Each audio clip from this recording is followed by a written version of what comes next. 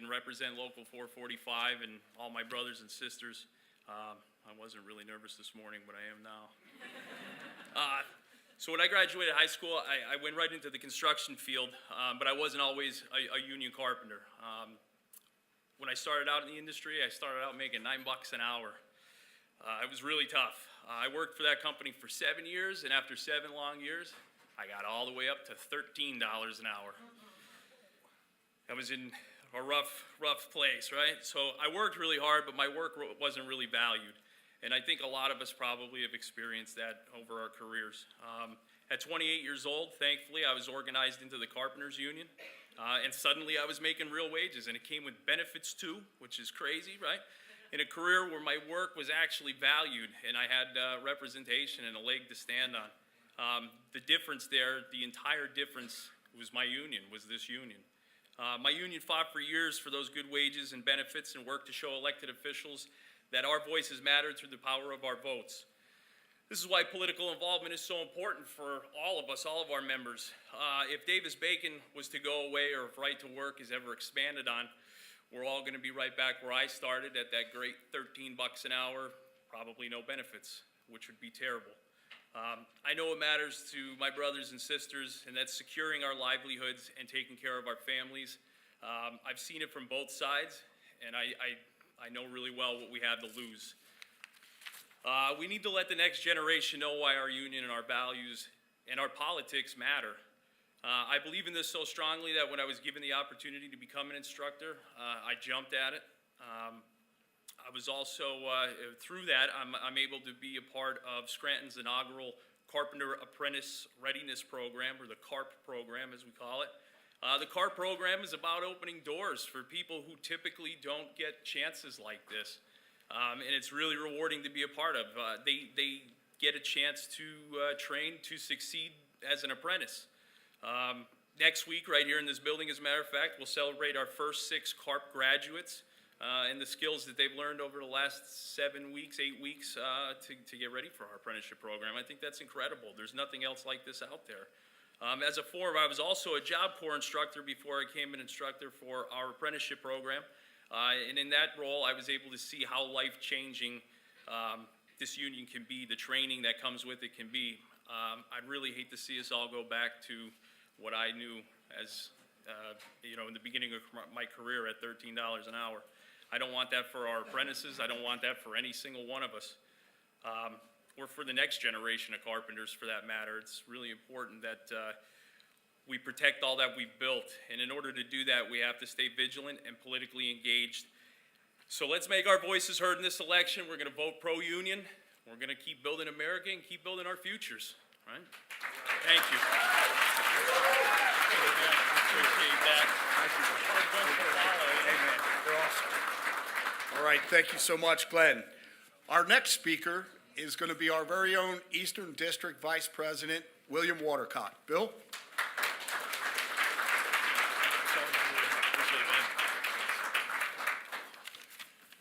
Good morning, good afternoon, everybody. Thanks for being here for us and coming out on this beautiful November 2nd. Countdown is 3 more days, so we know what we got to do. We got our work cut out for us, and we're going to bring this fucking home. Excuse my French. But I want to say thank you to EST Sproul. Welcome General President McCarron and General Vice President Tom Flynn for being here in my home state of Pennsylvania. Very proud of it. And I want to thank you, brothers and sisters from across the Eastern District and as far as New York, for joining us for this exciting day as we welcome President Joe Biden to his hometown in Eastern Pennsylvania from the Eastern Atlantic States Regional Council in Scranton, home of Local 445. As a fourth-generation carpenter, I'm not here to talk to you about political parties. I'm here to talk to you about protecting what we've all fought for, and that's our Davis-Bacon legislation for our medical benefits and our pension plans and with the fair wages that we have won for every hour that we work, every hour. Our forefathers fought for these rights, and it's up to us to continue to hold on to them and defend them. This election The stakes are very high. Powerful forces want to dismantle our progress, pushing right-to-work laws that threaten our livelihoods. But we also have allies in this fight. We are who represent the valued union workers and stand up to secure rights to organize. Allies like Joe Biden and Kamala Harris. The Biden-Harris administration has shown what's possible with the Inflation Reduction Act, the CHIPS and Science Act, the Bipartisan Infrastructure Law, as our General Vice President mentioned earlier in his remarks. Investments that brought millions and millions of dollars to Pennsylvania and created real union jobs. These laws have meant work hours for our members, and the opportunities will continue to grow. But to build on that momentum, we must elect pro-labor candidates who protect our rights. My home state of Pennsylvania is the battleground state in this election, and every single vote matters. Every single vote. As carpenters, our strength is in our unity. We stand united on the job site, show the same unity as brothers and sisters at the ballot box, and vote for those who support our cause. And what is our cause? Our cause is Davis-Bacon legislation. As Brother Flynn mentioned, 40% of our work hours come from federal Davis-Bacon projects and state prevailing wage projects. 40%.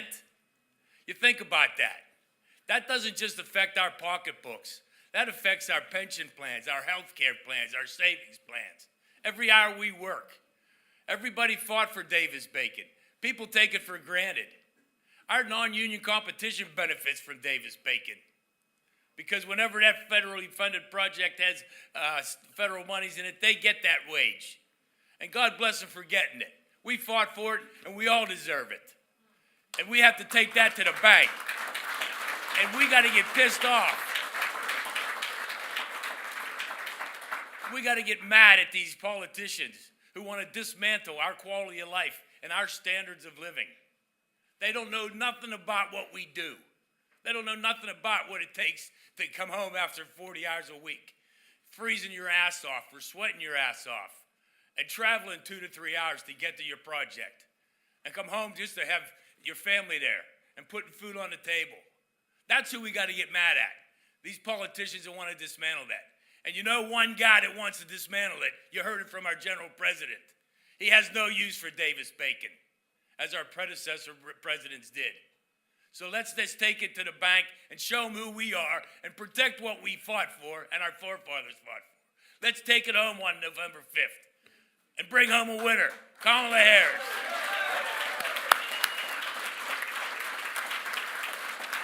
Thank you.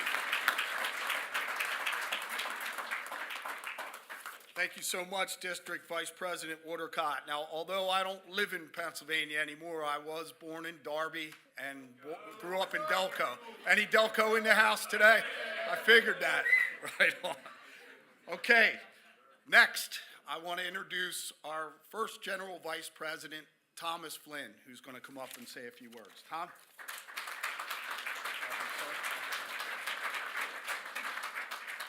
Thank you so much, everyone. Good afternoon. I was so grateful that the singer for the national anthem showed up, because I was thinking they might actually call on me to sing, and that wouldn't have been a good thing. So let's have a big round of applause for EST Bill Flynn.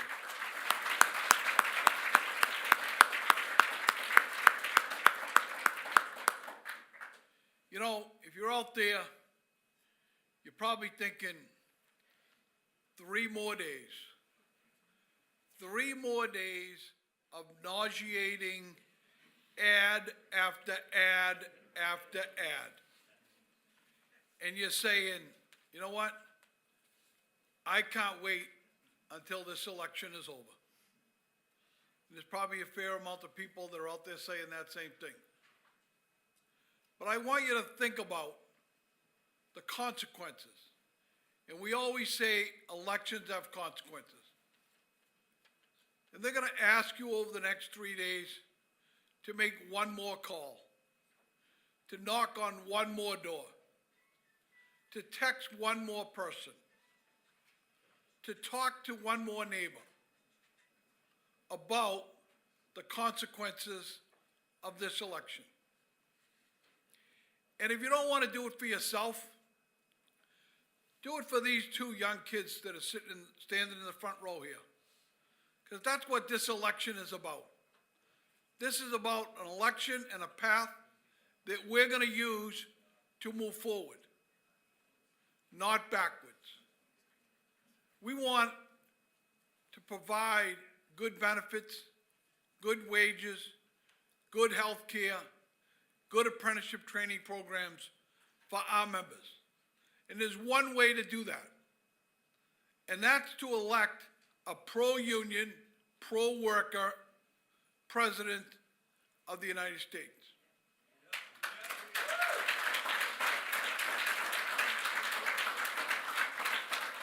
You know, I'm so grateful to be a member of the United Brotherhood of Carpenters and Joiners of America. You know, I had a conversation with somebody a couple weeks ago, and he was talking about his father. And he said the only retirement savings that my father had was the last paycheck that he got. Think about that for a second. Think about what this organization has been able to do for you and your family. Think about people that have had our back. And I said this earlier. We have one goal, and that's to elect pro-union candidates that have our back and support us on carpenter economics. Because if you have a good job and you get paid good wages, and you have good health benefits, and you have a retirement savings that are going to allow you to live with dignity when you retire, then you have helped to secure the American dream.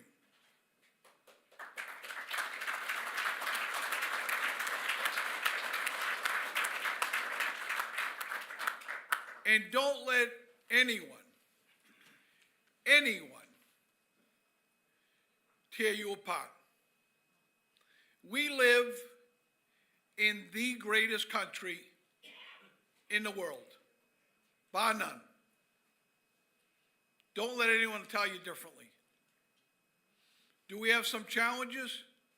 Absolutely. Are we going to roll up our sleeves and get them done? Absolutely. Because you know why? That's what carpenters do. They roll up their sleeves, they tackle the issues, and they get bleep done. I think you know what I was going to say, but I won't, okay? Elections have consequences. We have the ability to continue to build on the foundation that President Biden has established.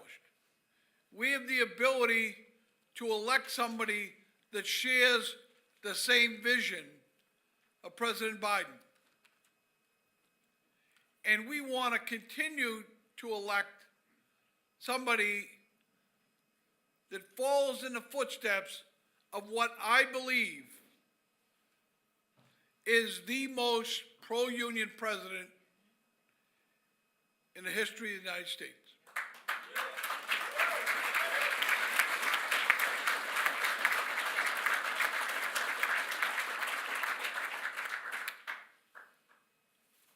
You know, I'm fortunate that I joined the Carpenters Union 37 years ago. I was on the verge of getting married, and I wanted to have a better life. And I made that decision to walk through those doors of the Union Hall, and I didn't know anybody. You know, for those of you who don't know, you're probably thinking that I'm from Mobile, Alabama. But I'll let you in on a little secret. My hometown is the home of the world champion Boston Celtics.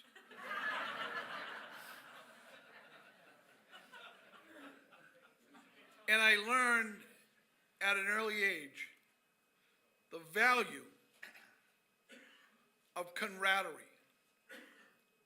Instilled in that is virtues of, if you have our back, we'll have your back. And that's how it is on the job site. When you build that special relationship with your fellow workers, when you show up, whether it's your first day in the apprenticeship program, or it's your last day as a union carpenter. And I have the tremendous pleasure of having a son who's a union carpenter.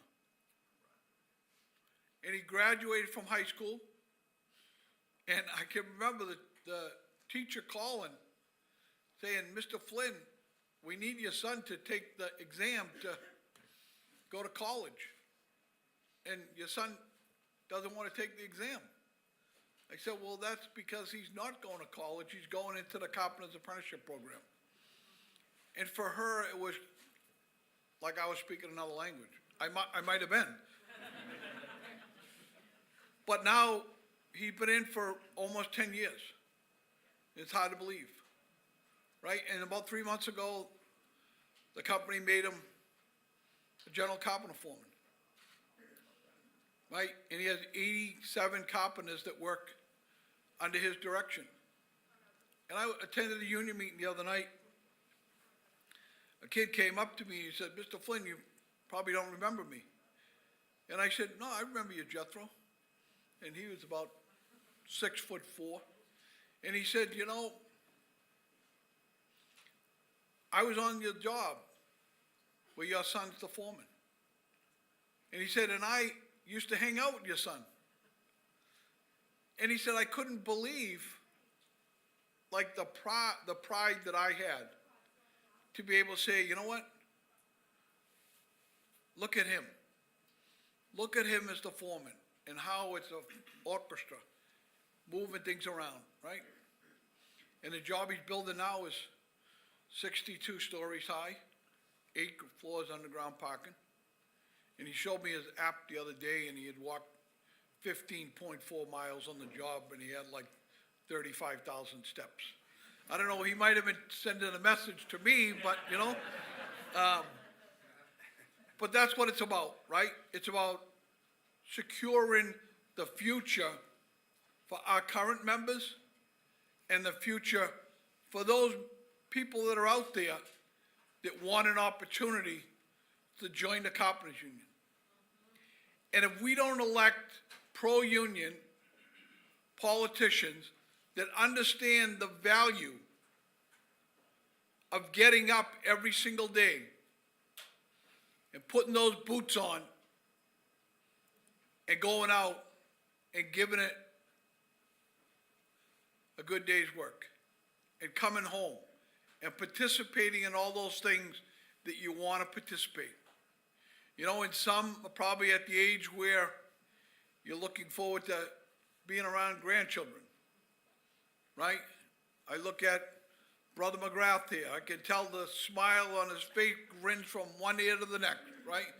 And he'll say, Tom, look at, like, the milestone, right? And that's what you get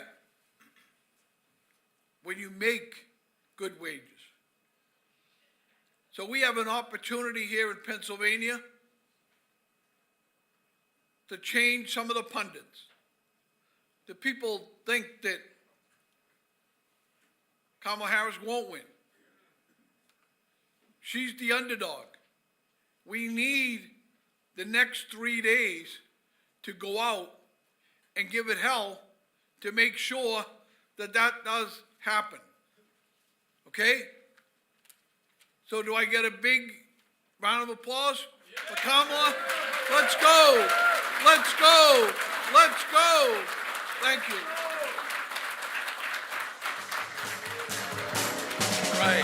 Thank you so much, Tom.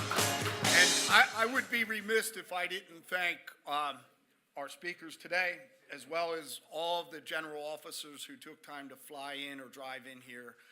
We really appreciate you folks coming in for our town hall, and thank you so much.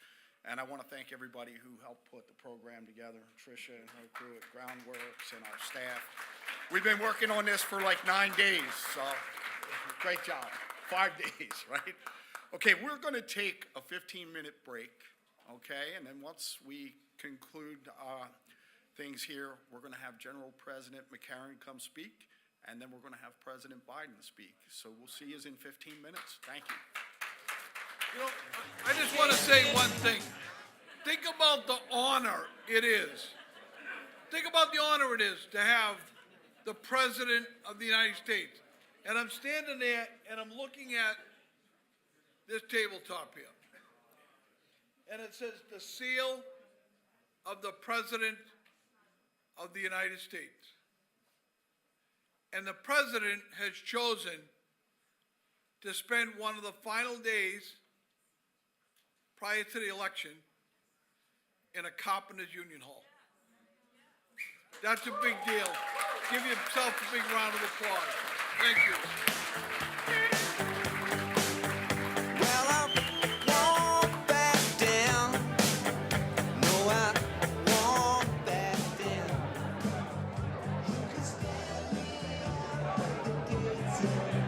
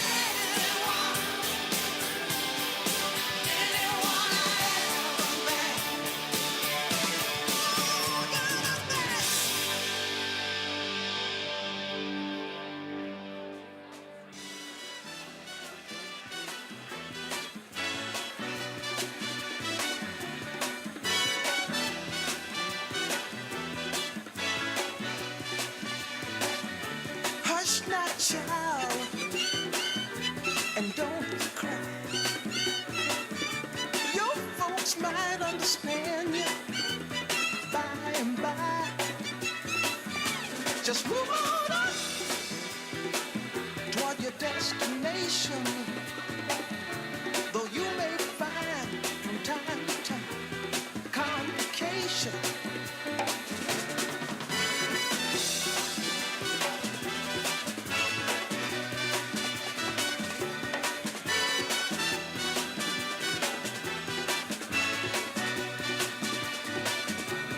Bite your lip and take the trip. Though there may be wet road ahead and you cannot slip, just move on up. For peace you'll find into the steeple of beautiful people where there's only one kind. So hush not, child, and don't cry. Your folks might understand you by and by. Move on up and keep on wishing. Remember your dream is your only scheme, so keep on pushing.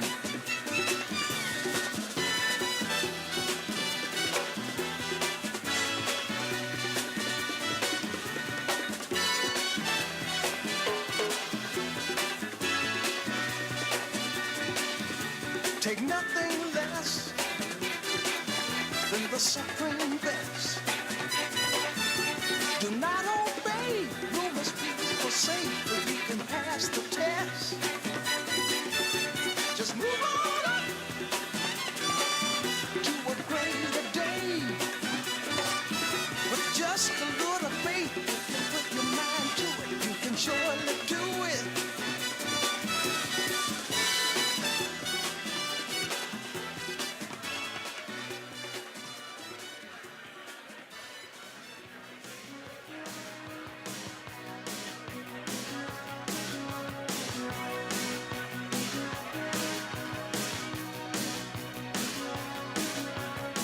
I get up in the evening and I ain't got nothing to say. I come home in the morning, I go to bed feeling the same way.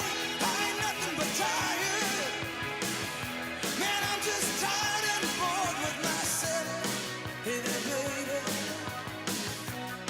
I could use just a little help. You can't start a fire. You can't start a fire without a spark. This gun's for hire. Even if we're just dancing in the dark.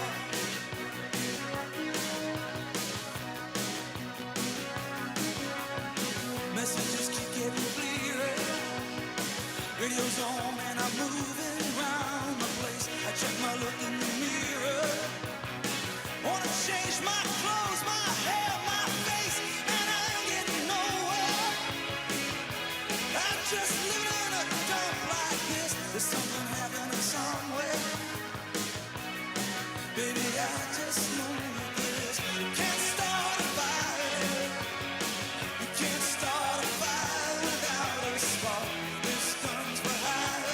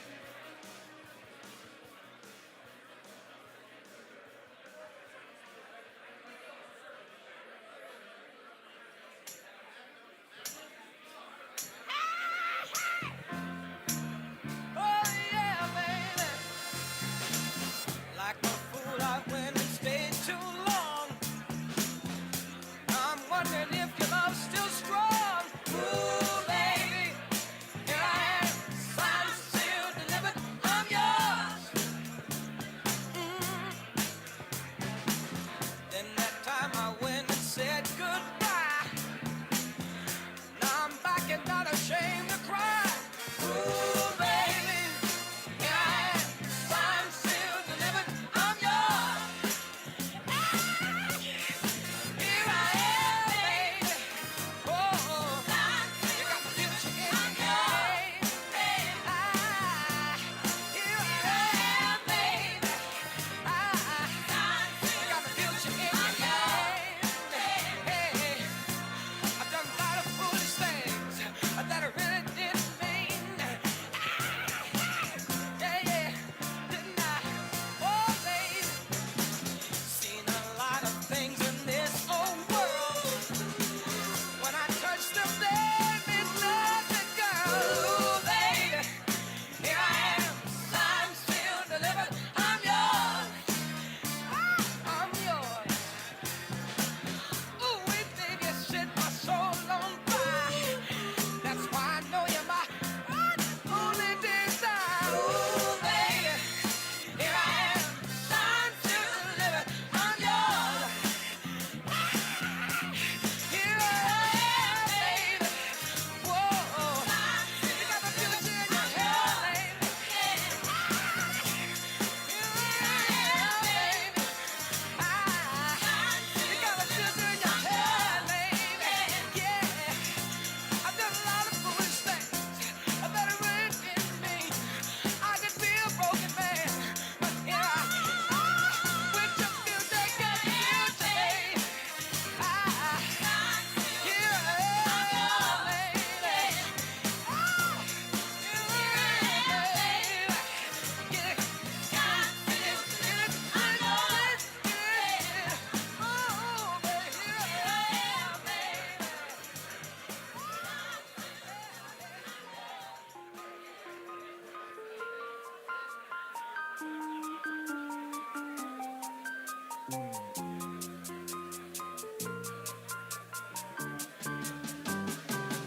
We get it almost every night. And when that moon gets so big and bright, it's supernatural delight. Everybody was dancing in the moonlight.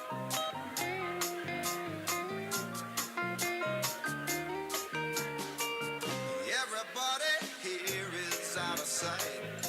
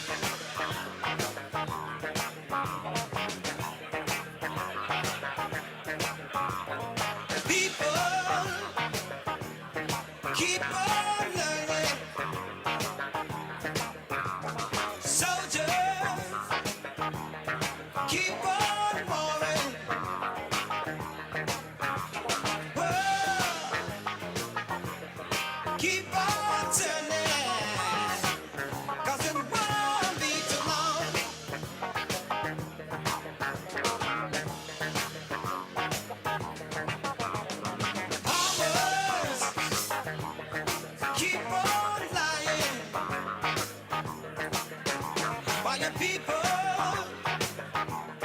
keep on dying. World keep on turning. 'Cause it won't be too long.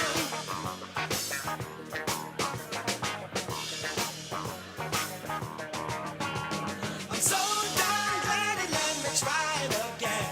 'Cause my last time on earth I lived a whole world of sin. I'm so glad that I know more than I knew then. Gonna keep on trying till I reach my highest ground.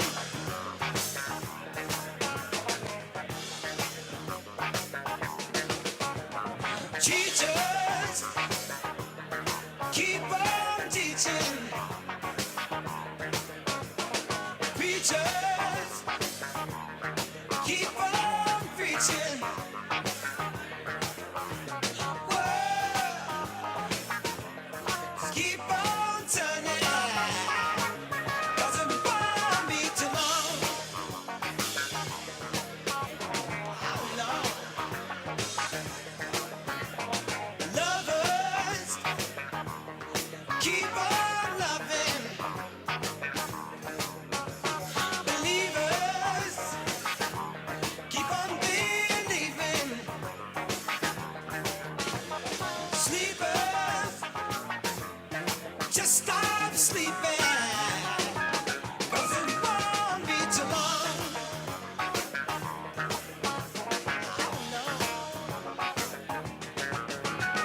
I'm so glad that he let me try it again. 'Cause my last time on earth I lived a whole world of sin. I'm so glad that I know more than I knew then. Gonna keep on trying till I reach my highest ground.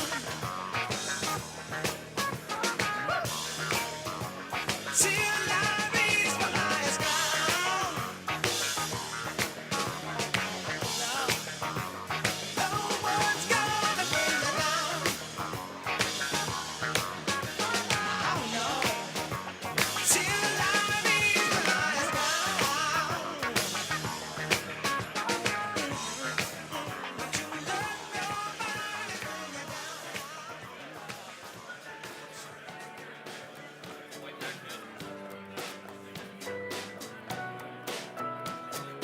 To this day, when I hear that song, I see you standing there on that lawn. Discount shades, store-bought tan, flip-flops and cut-off jeans. Somewhere between that setting sun, I'm on fire, I'm born to run. You looked at me and I was done, but we're just getting started. I was singing to you, you were singing to me. I was so alive, never been more free. Fired up my daddy's lighter and we sang, oh, oh, oh, oh. Stayed there till they forced us out and took the long way to your house. I can still hear the sound of you saying, don't go. When I think about you, I think about 17. I think about my OG.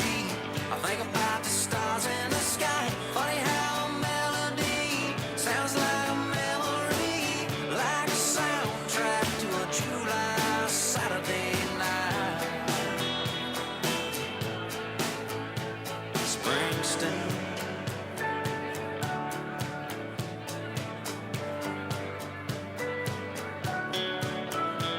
I bumped into you by happenstance. You probably wouldn't even know who I am, but if I whispered your name, I bet it'd still be a spark. From back when I was gasoline and this old tattoo had brand new ink, and we didn't care what your mom would think about your name on my arm. Baby, is it spring or is it summer? The guitar sound or the beat of that drum? Yes, sometimes late at night on your radio. Even though you're a million miles away, when you hit on in a USA, you relive those glory days so long ago. When you think about me, do you think about 17? Do you think about my OG? Think about the stars in the sky. Funny how a melody sounds like a memory, like a soundtrack to a July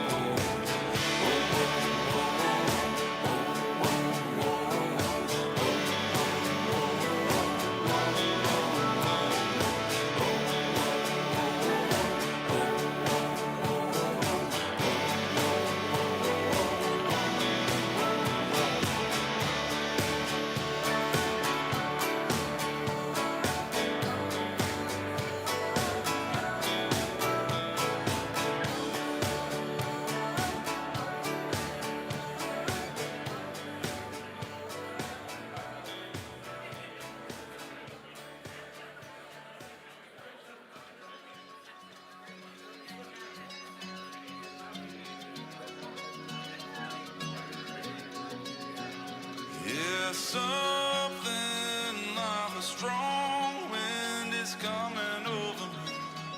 It's got a hold of me. Thinking and doing things I shouldn't be, but really shouldn't be. Yeah, but one more call, it's the one more what you doing right now. It's the one more trip to my side of town, and you walk right in. It's one more, here we go again. One more drink leads to another. You slide up close to me, tearing t-shirts off each other. Your hands all over me. I tell myself I'm not in love, but one more time is a not in love. One last kiss and then you're gone, and remind you should maybe stay a little longer.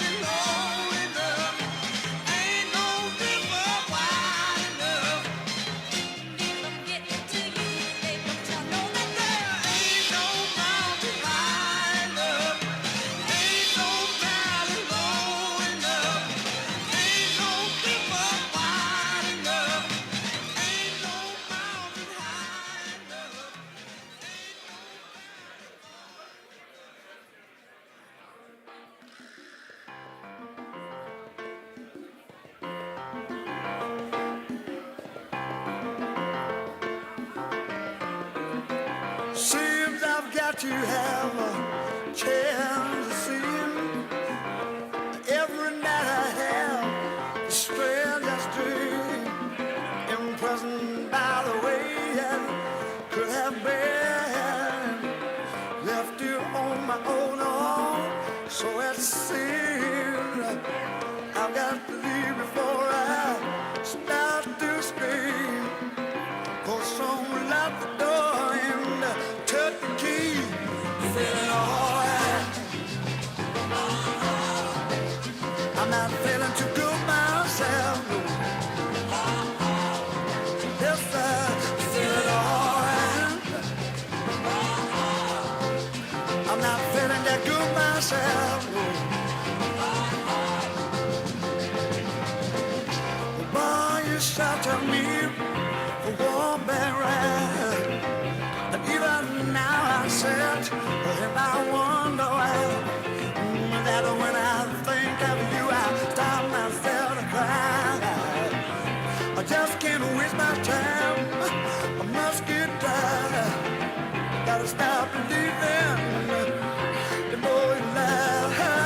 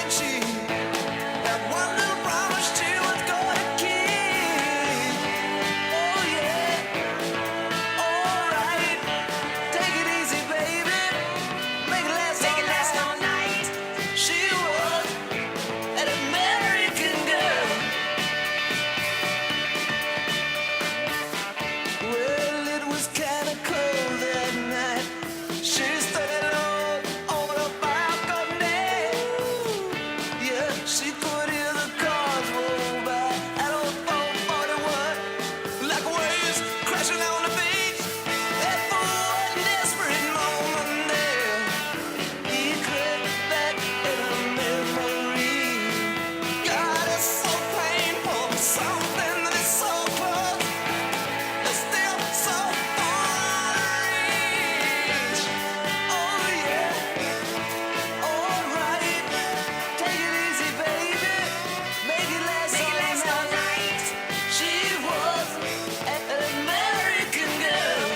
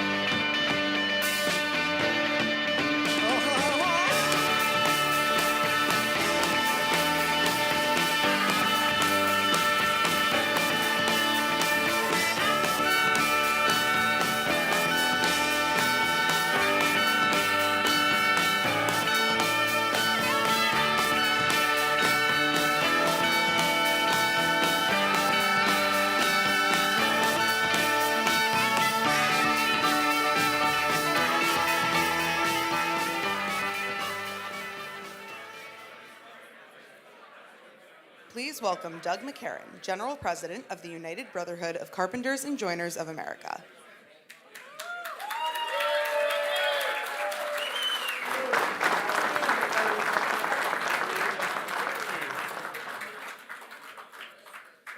Brothers and sisters, thank you for being here. It's an honor for me to be here in the Electric City. Scranton and Lackawanna County are known for many things, but the things that make Scranton great aren't the things in Wikipedia. The first electric streetcars and a Dunter muffin. The things that make Scranton great are the same things that make our country great. Scranton has grit. The people here have grit. You work hard and you want to be paid fairly. You want your kids to be safe and you want your local businesses to grow. Because people in Scranton care about your neighbors. People here know that you didn't have to step on someone to get ahead, and that cheating your way to the top is for people who don't have the skill or the integrity to get it the right way. Integrity means something here, but like a lot of places in our country with good, hard-working people, Scranton has been knocked down by bad trade deals and Wall Street greed, by politicians who don't care about you or your community. But Scranton has never been knocked out. The people in this room are too tough. The people in this room stick together. That's what makes you so tough. You just don't have grit. You have grit and solidarity. Now, no one knows that better than Scranton's own, President Biden. Today is his third visit to this Carpenters Hall. First on Election Day in 2020, and twice as a sitting president.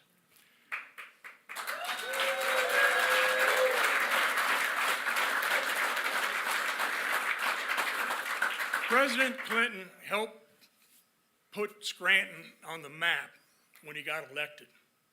But after getting elected, he never forgot about you or Local 445. And now, with the investments in infrastructure and transportation, Scranton, Pennsylvania is on the come up. The new Colts, the County of Lackawanna Transit System headquarters, broke ground last year and will double in size. And because of President Joe Biden and Vice President Kamala Harris, That $60 million facility is being built by union carpenters under a project labor agreement.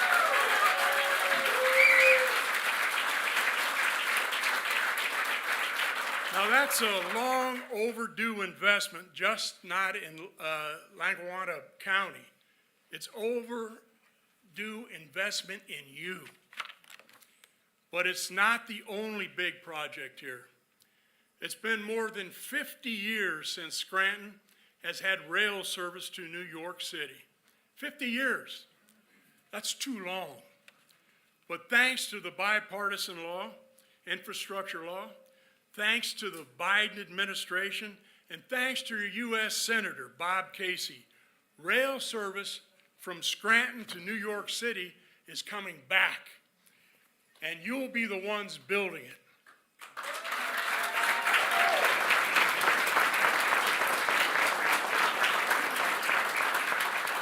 Now, that's just not work for our members, although that's really important. That's an investment in the quality of life for the people who live here. It's customers coming to Scranton. It's day trips and family outings. It's an investment in people and communities who deserve it. You earned it. And that's what we deserve in our elected officials.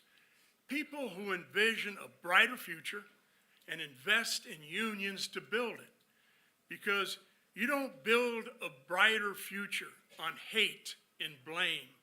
You build it on grit, solidarity, and investments in communities. You've been waiting for your turn for a long time in Scranton now. It's right on the horizon. You know how great your community is, and creating rail service to New York City is going to show everyone else how great this community is. The last 4 years have been a turning point for Scranton and Lackawanna County. And this election, you have the opportunity to decide if you want to move forward with a brighter future, with investments in your community, and leadership that sees the potential here, or you want hate and blame.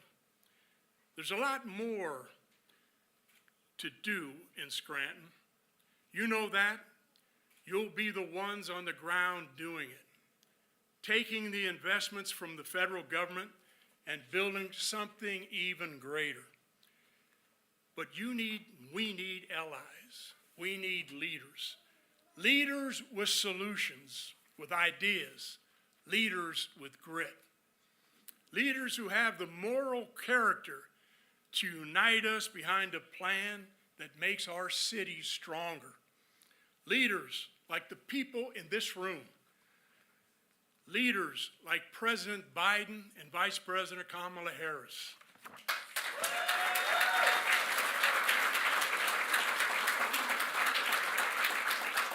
Now, there's no one with a stronger moral character than President Biden. No one with a stronger record for working people. And no one who knows Scranton like the 46th President of the United States of America.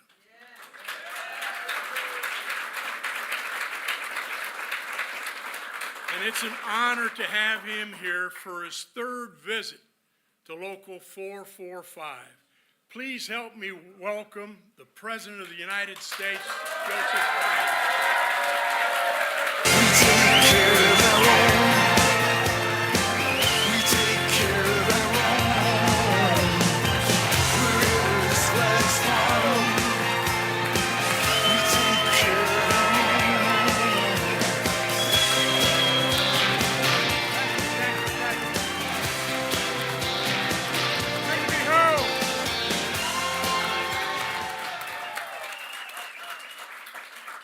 I know all of you folks in this area know when we say it's good to be home, a lot of us mean it because we have family, our roots are here.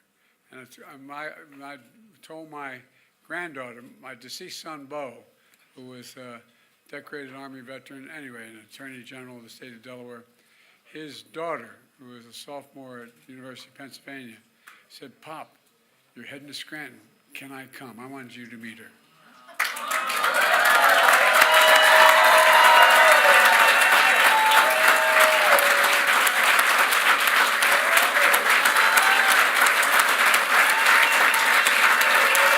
This is Natalie.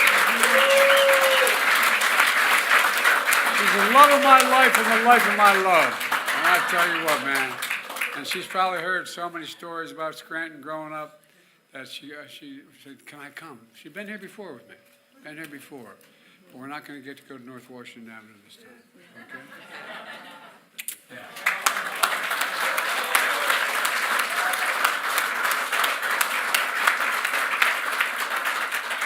Folks, look, you know, I know a lot of you know folks who used to live in Scranton and don't live here anymore, but still talk about home all the time. Because a lot of them had to leave for, like my dad did, when coal was dying back in the late 40s and the 50s. He moved back to Delaware. My grandfather Biden, who died 6 days before I was born at Mercy Hospital in 1942, 200 years ago. You know, Scranton becomes part of your heart. It crawls into your heart, and it's real. It's not hyperbole. It's not a joke. It's real. And my relatives are here right now, the Finnegans.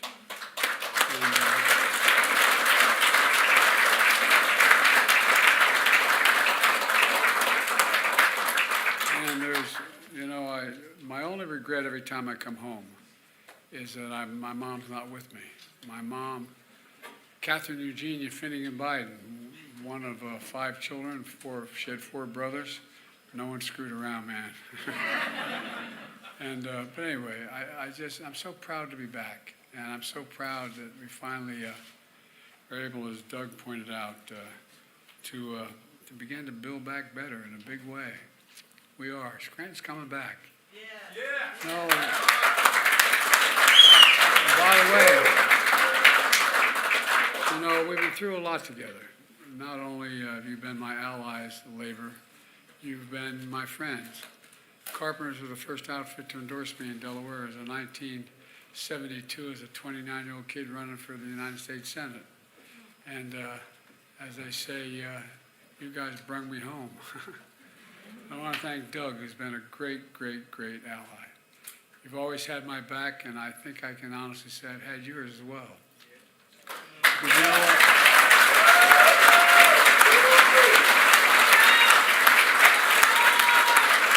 You understand what my dad taught me. And he used to say this at dinner table, I swear to God. He said, Joey, the job's about a lot more than the paycheck. It's about your dignity. It's about respect. It's about the way you're treated in the community.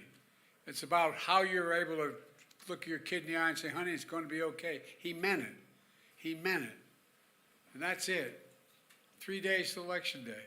And the stakes couldn't be higher. The choice couldn't be clearer. A lot of politicians have trouble saying the word union, but I'm not one of them.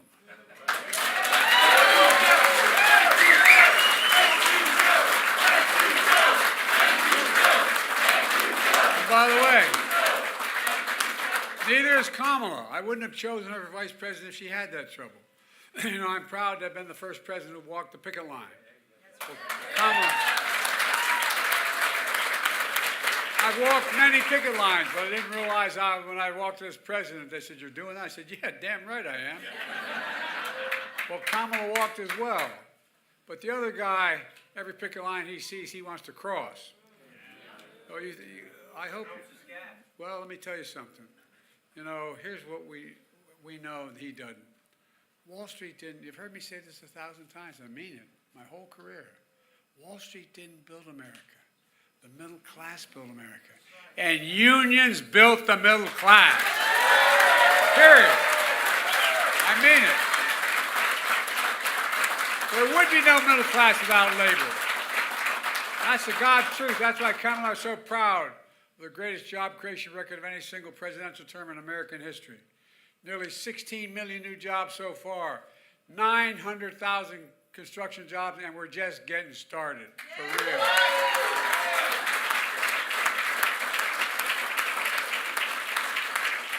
these are good paying jobs, my dad would say, that provide dignity. You can raise a family on it. You can do it. You don't have to you need a college degree to do it. But if you want to send your kids to college, you can afford to do it. Look, folks, one of the things that Kamala and I are proudest of is the work we've done to protect pensions in this country. We're damn proud to have protected pensions for millions and millions of union workers. And when I signed, and remember all the crap I got about saying not to do it? The Butch-Lewis Act. And guess what? You all have pensions that are guaranteed. You're getting reimbursed as well.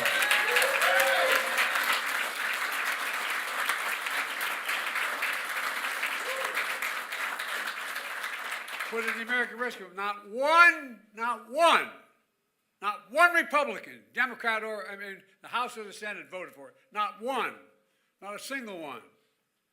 Yesterday at the sprinkler fitters in Philly, I awarded Rita Lewis, Butch Lewis's widow, the Presidential Citizens Medal. You know, Butch's work in our nation, it's the highest honor you can give a civilian, posthumously. To see her yesterday talk about Butch's story, I was reminded of how ordinary people do the most extraordinary things in this country. Butch was a decorated war hero. Could have been a professional baseball player. He was in fact recruited, but he devoted himself to labor. When his pension got cut, he devoted his life to righting the wrong. And so far, 1 million union workers have had their pensions restored and protected, including back pay. And we did that together.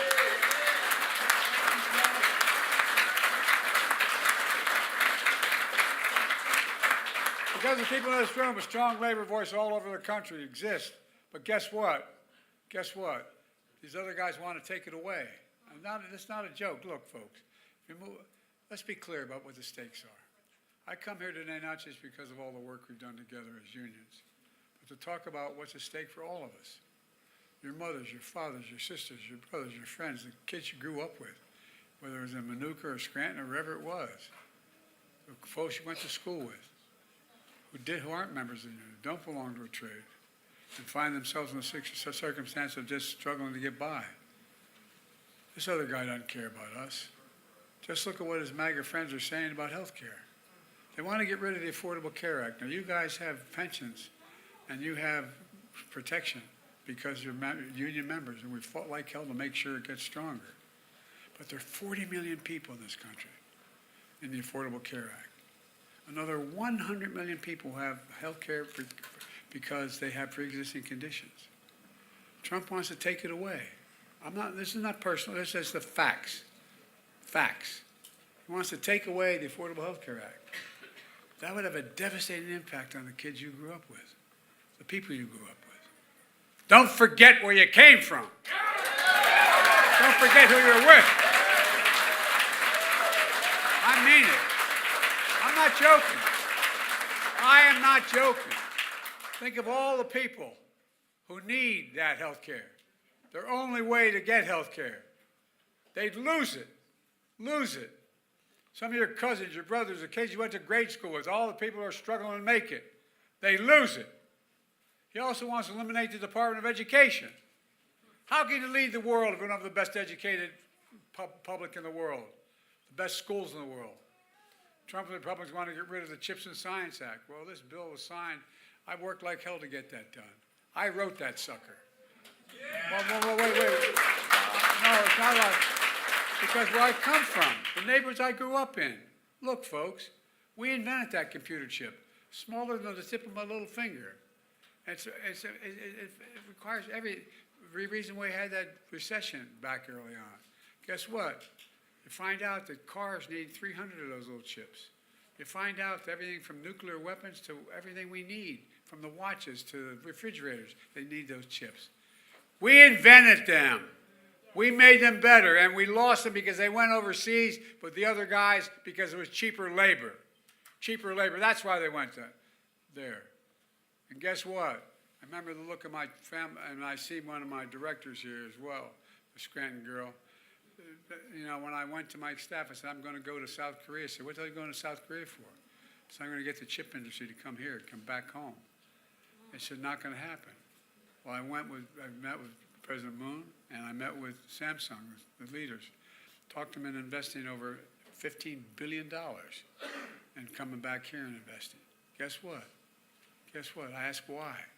You know what they said? Not a joke. This is, you guys underestimate yourself. They said because you have the most skilled workers in the world in America. And, no. There's just the facts, man. And secondly, because it's the safest place in the world to be. Look, it's going to, well, look,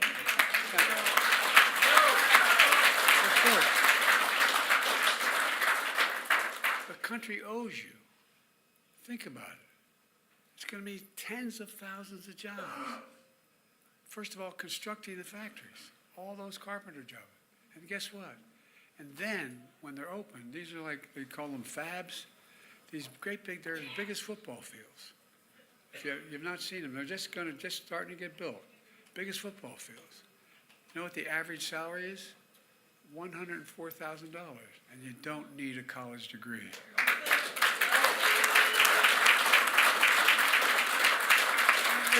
I'll give you an example.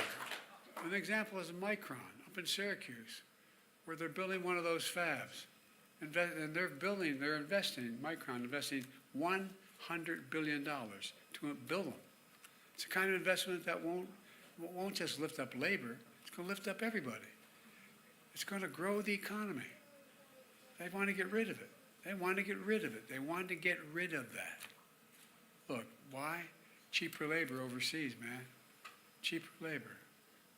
There's one more thing Trump and his Republican friends want to do.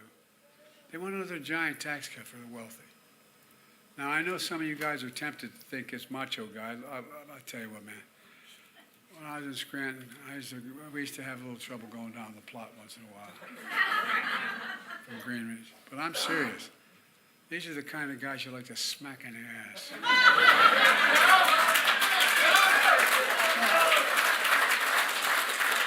By the way, I'm serious. Think about it. My son gave his life for this country. He was the Attorney General of the state of Delaware. He volunteered to go to Iraq for a year. He came back with stage 4 glioblastoma. When I was over there recently in Paris celebrating the invasion, the D-Day, and General, 4-star general said Trump wouldn't go to one of the cemeteries because they were suckers and losers. Those are the guys you grew up with. You want? I'm not joking. You know, I don't want to get started. But folks, look. The reason I accidentally got involved in politics was because when we moved to Delaware, which was civil rights was a big issue. We were a slave state early on. Go back to where I was. And what happened was I got involved because my dad used to say, everyone's entitled to a shot, man. No guarantee, just a shot. Just an even shot. Well, what are these guys doing now? You know, we're fought like hell for our pensions, right?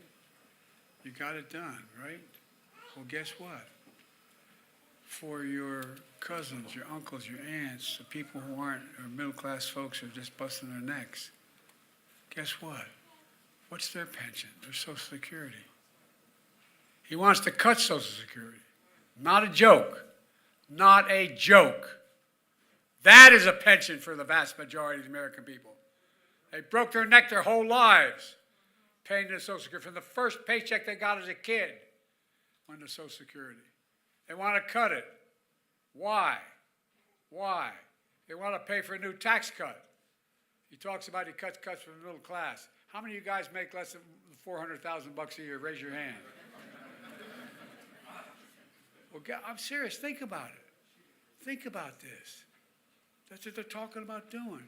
Because guess what? He's the first president, other than Herbert Hoover, who came into office and left with fewer jobs when he came into office. And left the largest deficit any president has in recent history because of a $2 trillion tax cut, which you got virtually nothing from. Virtually nothing from. You know what the average billionaire, there's 1,000 billionaires in America. You know how much the average tax they pay? Federal? 8.2%. Raise your hand if you trade places with that tax cut. I'm serious. think of how many people in this country depend on Medicare. It's an add-on for y'all because you busted your neck and we organized. But he wants to cut back on Medicare. What are we talking about? This is what your friends you grew up with are looking at. Trump thinks tax cuts for the rich folks are more important than protecting Social Security and Medicare. You know, that's how we take care of folks who we grew up with. We fight for the things that they're going to take away if, in fact, he wins. I'm not making this stuff up. I swear to God, check it out. I don't care if you're thinking of voting for Trump or you're a Republican. Just check it out, what they want to do and what they don't want to do. Look, we've made a lot of progress, and Kamala will build on that progress. You know, we've asked a lot of each other, you and I, unions and me. I ask you one more thing. I'm asking you for your support for Kamala and Tim Walz. I'm not just asking it from me. I mean, I'm going to be gone. I'm asking you to do something for yourself and the families, for the people you grew up with, the neighborhoods you come from. That's what the hell we're about.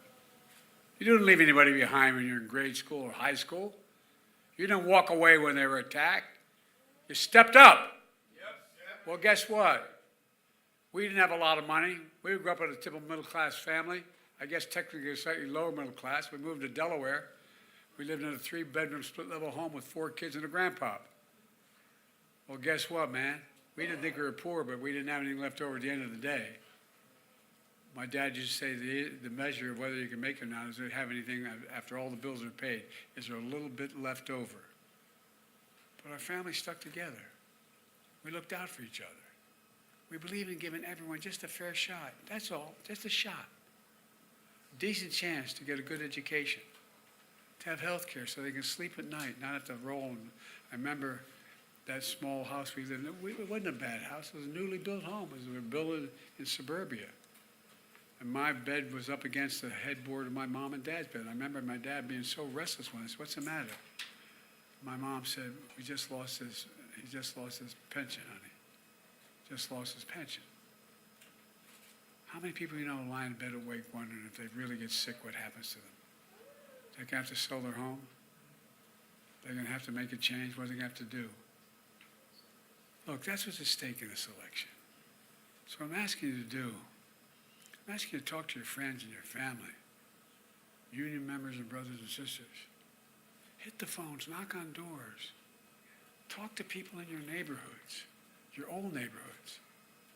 Let them know how important this election is. I have vast disagreements with Trump and his personality, and I'm not even talking about that. What will happen? What will happen if you trade in my administration for his? No, I'm not joking. I'm nothing special. No, well, no.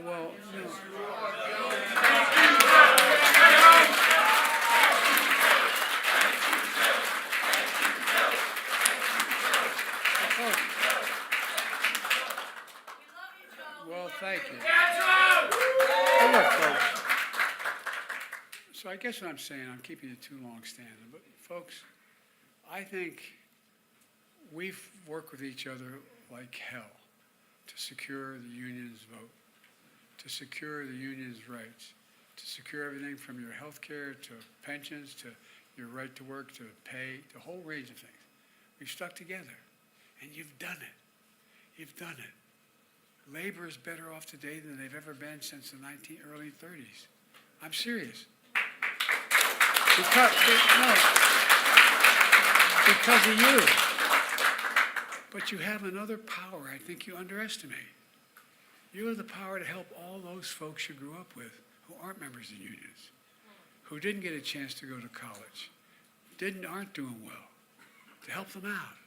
Because all the things that they rely on, from Social Security to Medicare to the ACA to access to education to good schools to teachers being paid, all of it depends on this outcome of this election.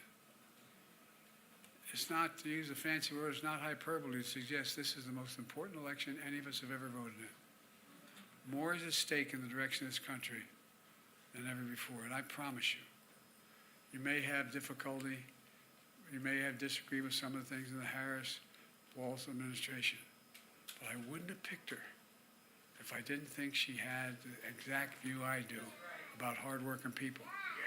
I'm serious. And so look, folks, we need to elect Kamala as president. Let's remember, as I said, American labor built this country. Let's remember who we are.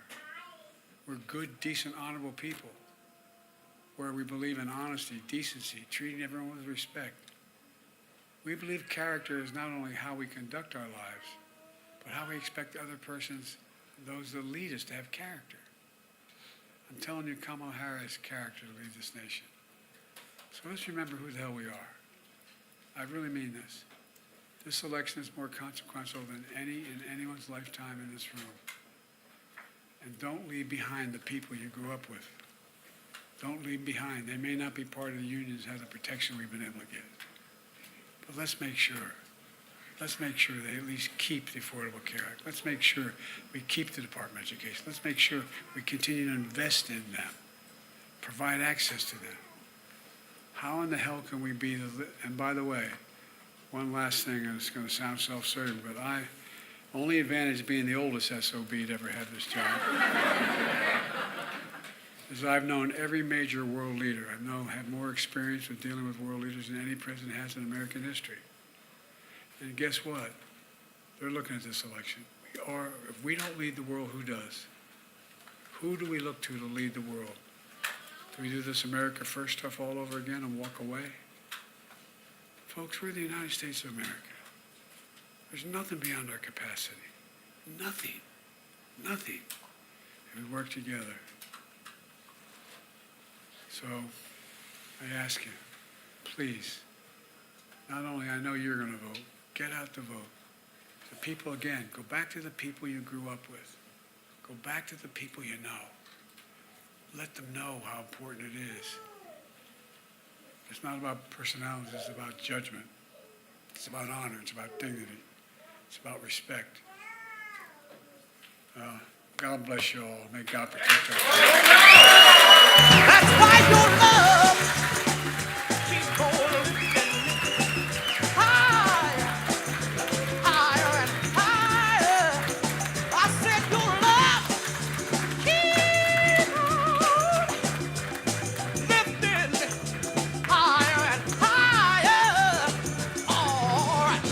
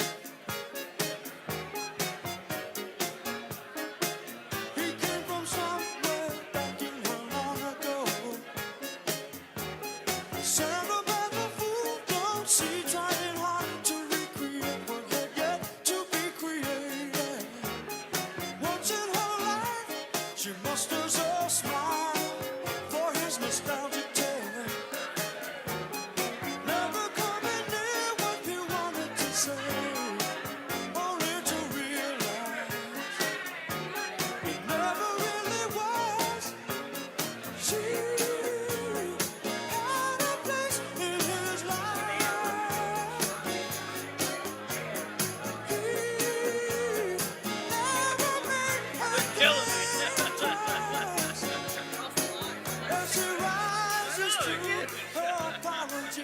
Everybody else would surely know